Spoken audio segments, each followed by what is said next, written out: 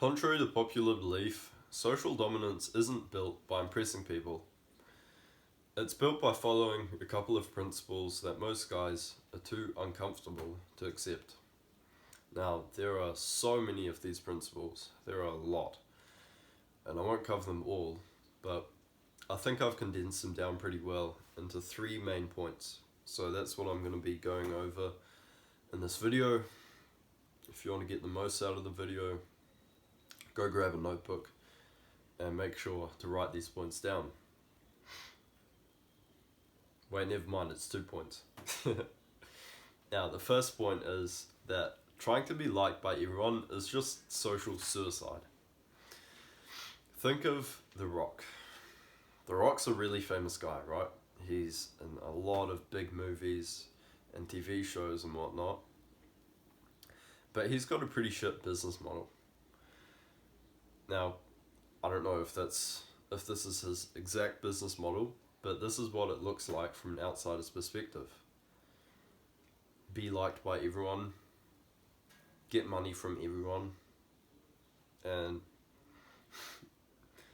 end of story. So, let me break down point by point why this is shit. Number one, your personality is finite. Your character is finite. Think of your personality and your character as a pie, right?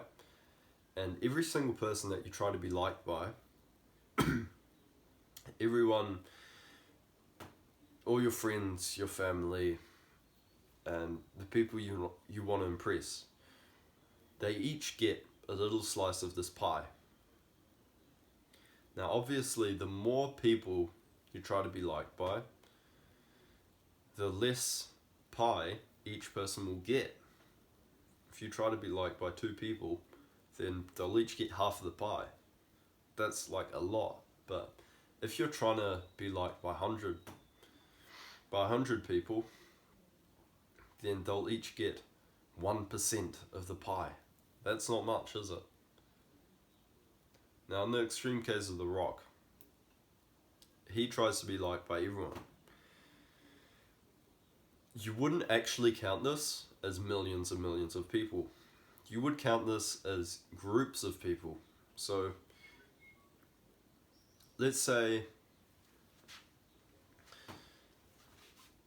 there's an actor named Bob. And Bob is different to The Rock. Bob only wants to appeal to one group of people. And that group of people is rednecks. Now, rednecks, they're many, many people, right? But they all share similar beliefs, presumably. So, Bob has a lot of success with the rednecks. All the rednecks love him, right? Now, the difference between Bob and The Rock is that Bob is actually loved. The Rock is just, like, everyone knows he's kind of a good actor. He can be funny and he performs well, I guess, but because he tries to impress everyone, because he tries to monetize every group possible, not just rednecks, but fucking LGBTQ and no, this sounds bad because I can't think of any other examples, but he tries to be liked by like every fucking group. So every person in all these groups, or each of these groups gets less pie, and the less pie they get, the less happy they are. So bad. Less pie equals bad. More pie equals good. Less people equals good. So what you should do is try to be liked by less people. Just stop trying to be liked by everyone, because it's an impossible goal you've got to accept that there will always be people that don't like you. Okay? Now, my second point is that nobody gives a fuck. You can think of that pessimistically, that, oh man, nobody cares. That sucks. Want, want. I think of it positively because nobody cares. That's fucking awesome. Hell yeah.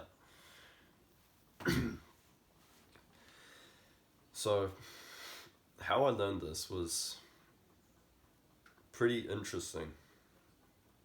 It wasn't very unique, but it was interesting. Now, a couple of years ago, there was this girl that I really liked.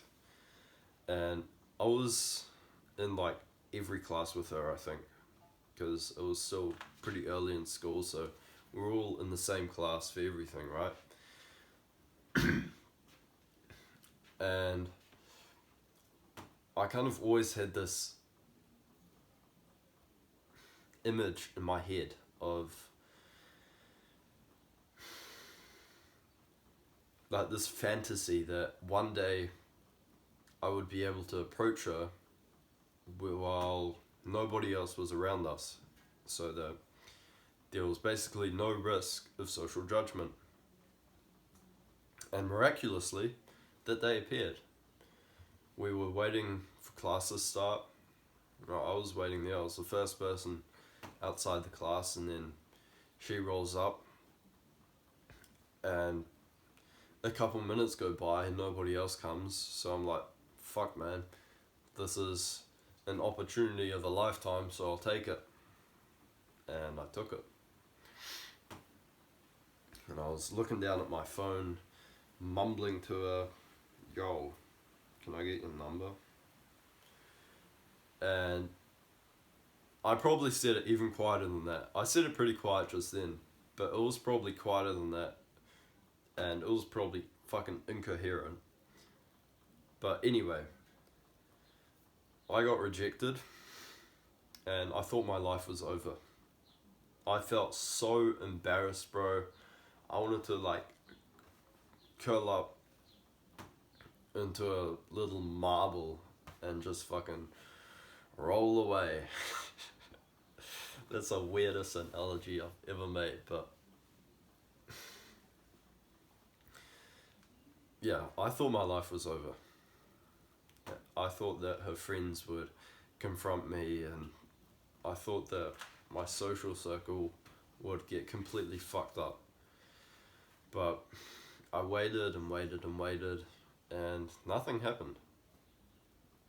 I didn't get a text, I didn't get an email, nothing, bro. I didn't get approached by any of her friends. I didn't get approached by her. I didn't get approached by teachers, the principal. None of that, bro.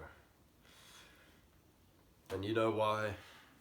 Because it's completely normal. Because talking to a girl, asking for a number is completely normal. Now, to be fair, at that point, I was a fucking weirdo. And I was still like this little gamer kid. So, if I was her, I probably also would have been pretty weirded out. But it's still a normal thing to ask a girl for a number. So, if you're scared that everyone will judge you, if you're scared that your whole life's gonna get fucked up from one interaction, that you're gonna like get accused of rape or some crazy shit like that, then I guess that's low-key valid, because there are some people in the world that do shit like that. There are some people that will overreact. But you've got to understand that that's the minority. Most people aren't like that. So you don't really have to have that fear. Just realize that most people really couldn't care less about what you do. They couldn't care if you ask their best friend out on a date or something.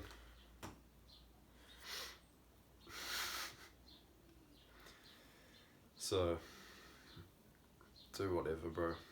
Do whatever. Doesn't really matter. You're gonna die one day and you're gonna look back on your life and are you gonna regret approaching that girl? No, I don't think so. So go do that and click the link in the description if you want to level up.